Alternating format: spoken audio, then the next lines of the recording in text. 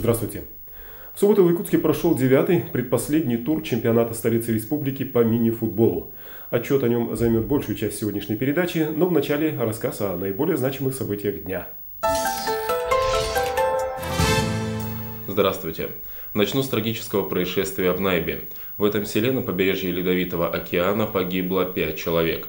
В один из частных домов утром пришли 2 гостей. Вскоре они поссорились с хозяевами, 3 братьями.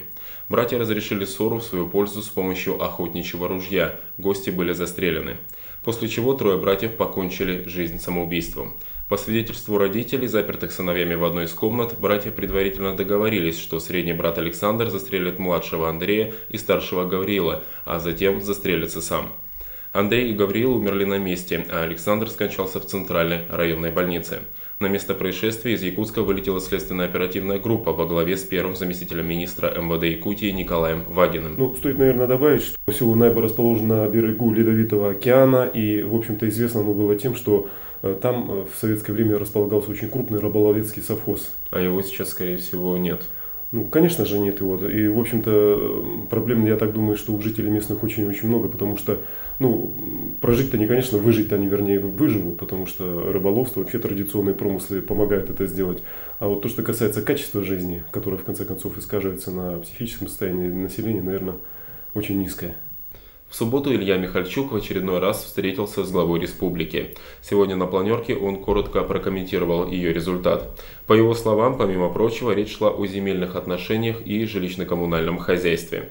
Мэр привел слова президента о том, что в городе были очень хорошие предложения по реформе ЖКХ, и очень жаль, что они забуксовали. А затем добавил: время войны прошло, сегодня время работать. Это не программная речь, а мое требование. Нужно совместно с республиканским уровнем власти отработать систему дальнейшего взаимодействия. А на следующий день глава республики вылетел в Мирный для того, чтобы вместе с новым президентом компании «Лароса» Сергеем Выборновым совершить облет, осмотр объектов алмазной провинции. Но у главы республики в эти дни есть и еще одна большая проблема. Я имею в виду кадровые назначения. Перед вылетом в Мирный президент Штыров произвел назначение на должности руководителей своей администрации и правительства, а также 3 министерств и 2 госкомитетов. Самым неожиданным оказалось назначение руководителем администрации президента и правительства бывшего министра финансов Айсена Николаева. Наверное, стоит напомнить, что до этого обязанности главы президентской администрации исполнял вице-президент Александр Акимов. А его президент направил в Москву руководить постоянным представительством при президенте Российской Федерации. Да, совершенно верно. И причем, надо сказать, нельзя, вернее, не обратить внимание на то, что отправил в каком качестве. Просто как постоянного представителя. Между тем, все представители прежние имели статус как минимум заместителя председателя правительства. В Якутске прошла молодежная акция «Пусть он увидит солнце» в рамках Национального дня здоровья, сообщает Якутское региональное отделение Красного Креста. Одна из целей акции – привлечь внимание девушек к негативным последствиям абортов. Их количество в нашей республике растет.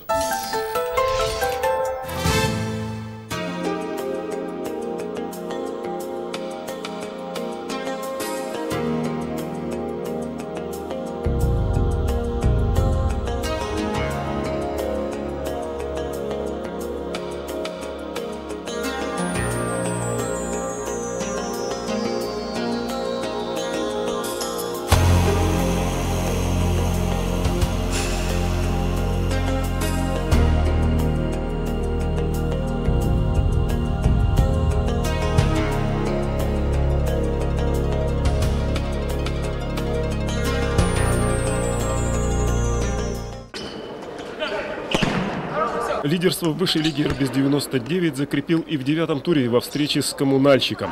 Мы смотрим последние 4 минуты этой встречи. Счет 3-2 в пользу Ирбиса. Его игроки в красной форме. Большую часть второго тайма вратарь Коммунальщиков как мог помогал полевым игрокам. Однако вот в этом эпизоде было бы, конечно, лучше, если бы он был на своем месте. 4-2. Отрыв Ирбиса нарастил вратарь Антон Алексеев.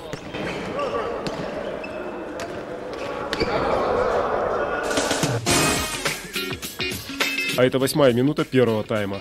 Вот так игрок Ирбиса Александр Раздобаров открыл счет в этом матче.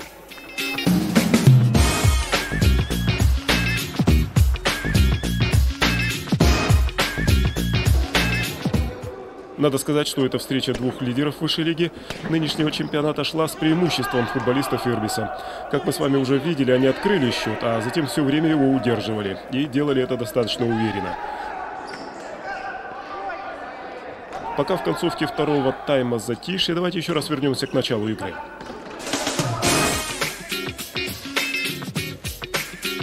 Это 15-я минута первого тайма. Второй гол в ворота коммунальщиков послал Эдуард Коваленко.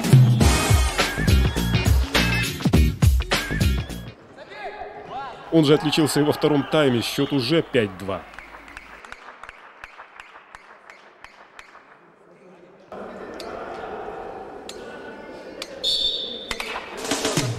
Коммунальщики смогли отклетать первый мяч только на 31-й минуте. 13-й номер желтых Евгений Бурмин на голом фланге удачно пробивает защитника Ирбиса. Счет 2-1. Ирбис ведет. Мы снова в концовке второго тайма. Евгений Бурмин. Вся пятерка Ирбиса в поле, но здесь они перемудрили, и мяч уходит в аут. А это еще одна голевая ситуация. Реализовать ее удалось Евгению Залуцкому. Ирбис ведет 3-1. Ну а самое обидное в этом эпизоде для коммунальщиков: вратарь ведь принял мяч, а тот затем выскользнул, надо сказать, коварно, в сетку ворот. Вот посмотрите, как это было.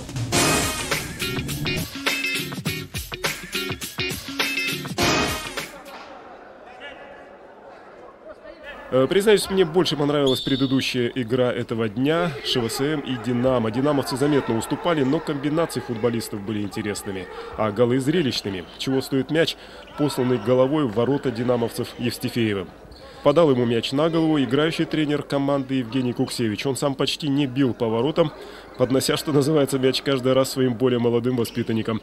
И тем не менее, несмотря на такой вот тренировочный характер, игра получилась интересная.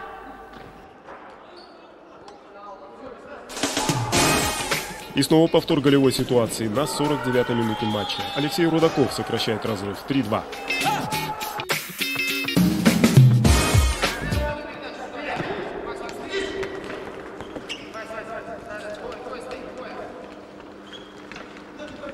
В последние 5 минут встречи Ирбису удалось забить 3 мяча. Высокая результативность. Ну а точку в этом матче поставил Максим Шибаев.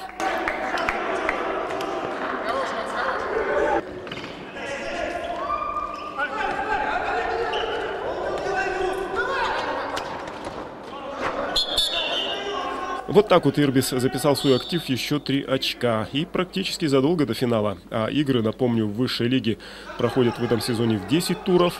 Он стал чемпионом сезона 2006-2007 годов. Но, впрочем, игры еще впереди, игры целого тура. И, кроме того, нужно будет командам доигрывать еще и пропущенные игры.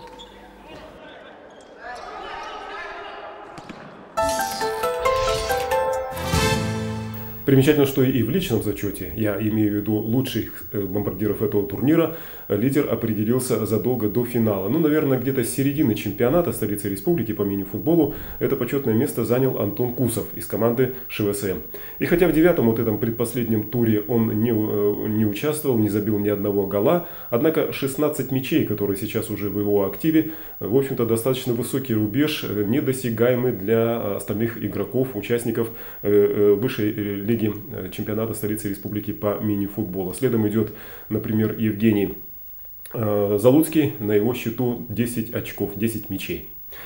Итак, заключительный тур пройдет в предстоящий уикенд. Ну и вы, наверное, как обратили из таблицы, которая была помещена в самом начале этого отчета, большинству команд придется еще доигрывать пропущенные или перенесенные матчи.